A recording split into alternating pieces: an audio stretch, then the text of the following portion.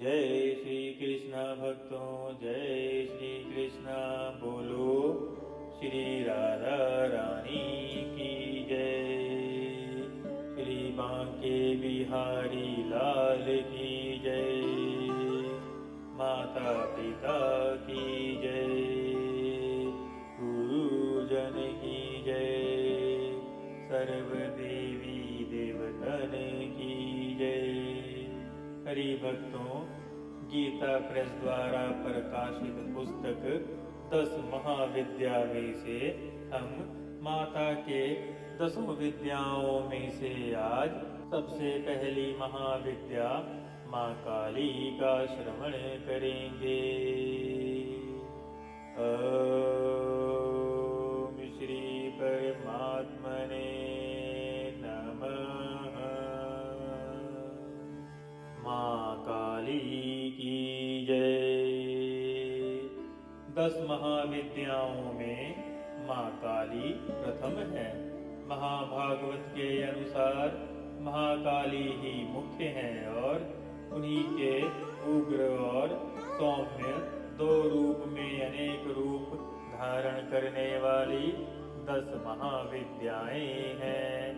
विद्यापति भगवान शिव की शक्तियाँ ये महाविद्याएं अनंत सिद्धियां प्रदान करने में सामर्थ्य हैं। दार्शनिक दृष्टि से भी काल तत्व की प्रधानता सर्वोपरि है। इसीलिए महाकाली या काली ही समस्त विद्याओं की आदि अर्थात उनकी विद्यामय विभूतियां ही महाविद्या है। ऐसा लगता है कि महाकाली की प्रियतमा काली ही अपने दक्षिण और वाम रूपों में 10 महाविद्याओं के नाम से व्याख्यात हुई हैं। तिल तंत्र में कहा गया है कि रक्त और कृष्ण भेद से काली ही 2 रूप में अधिष्ठित हैं। कृष्णा का नाम दक्षिणा और रक्तवर्णा का नाम सुंदरी है। कालिका पुराण में कथा आती है कि एक बार हिमालय पर अवस्थित मतंग मुनि के आश्रम में जाकर देवताओं ने महामाया की स्तुति की। स्तुति से प्रसन्न होकर मतंग वनिता के रूप में भगवती ने देवताओं को दर्शन दिया और पूछा कि तुम लोग किसकी स्तुति कर रहे हो। उसी समय देवी के शरीर से काले पहाड़ के समान वर्ण वाली एक और दिव्य नारी का प्राकट्य हुआ। उस महातेजस्विनी ने स्वयं ही देवताओं की ओर से उत्तर दिया कि यह लोग मेरा स्तवन कर रहे हैं। वे काजल के समान कृष्णा थी, इसीलिए उनका नाम काली पड़ा।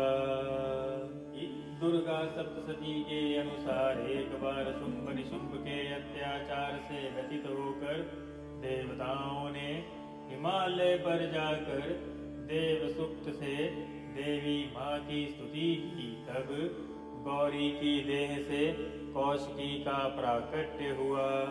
कौशिकी के अलग होते ही अम्बा पार्वती का स्वरूप कृष्ण हो गया, जो काली नाम से व्याख्यात हुई। काली को नीला रूप होने के कारण तारा भी कहते हैं। नारद पांचरात्र के अनुसार एक बार काली के मन में आया कि वे पुनः गौरी हो जाएं। यह सोचकर वे अंतर ध्यान हो गई। शिवजी ने नारद से उनका पता पूछा। नारद जी ने उनसे सुमेरु के उत्तर में देवी के प्रत्यक्ष उपस्थित होने की बात कही। शिवजी की प्रेरणा से नारद जी वहां गए। उन्होंने देवी से शिवजी के साथ विवाह का प्रस्ताव रखा।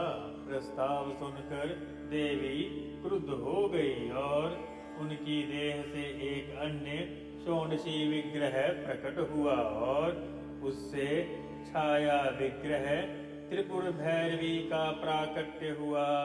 काली की उपासना में संप्रदायगत भेद है। प्रायः 2 रूपों में माँ काली की उपासना का प्रचलन है। भवबंधन मोचन में काली की उपासना सर्वोत्कृष्ट कही जाती है। शक्ति के साधन से 2 पीठों में काली की उपासना श्याम पीठ पर करने योग्य है। भक्ति मार्ग में तो किसी भी रूप में उन महामाया की उपासना फलप्रद है, अर्थात भक्तों भक्ति मार्ग उत्तम है। पर सिद्धि के लिए उनकी उपासना वीर भाव से की जाती है। साधना के द्वारा जब अहंता, ममता और भेद बुद्धि का नाश होकर साधक में पूर्ण शिशु तत्व का उदय हो जाता है, तब काली का श्री विग्रह साधक के समक्ष प्रकट हो जाता है। उस समय भगवती काली की छवि अवर्णनीय, अर्थात जिसका वर्णन ना किया जा सके, अवर्णनीय हो जाती है। कज्जल के पहाड़ के समान दिग्वासना, मुक्त कुंतला, शव पर आरूढ़ मुंडमाला धारणी भगवती काली का प्रत्यक्ष दर्शन साधक को कृतार्थ कर देता है। तांत्रिक मार्ग में यद्यपि काली की उपासना दीक्षागम्य है, तथापि अनन्य शरणागति के द्वारा उनकी कृपा किसी को भी प्राप्त हो सकती है। मूर्ति, मंत्र अथवा गुरु द्वारा उपदृष्ट किसी भी आधार पर भक्ति भाव से मंत्र जप, पूजा, होम और पुरस्चरण करने से भगवती काली प्रसन्न हो जाती हैं। उनकी प्रसन्नता से साधक को सहज ही संपूर्ण अभिष्टों की प्राप्ति हो जाती है। प्रिय भक्तों, अगले ऑडियो में हम दूसरी महाविद्या माँ तारा का श्रवण करेंगे। हरि भक्तों, जैसे कि यहाँ बताया गया, भक्ति भाव के लिए माता को कैसे भी आप श्रवण कर सकते हैं। और योग माया माता तो भगवान श्री कृष्ण की बहन है और भगवान शिव की अर्धांगिनी है।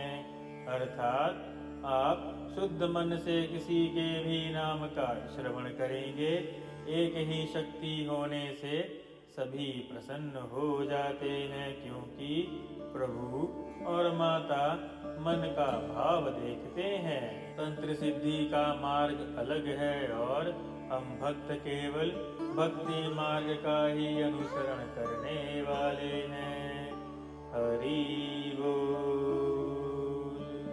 हरि भक्तों, चैनल को सब्सक्राइब अवश्य करें।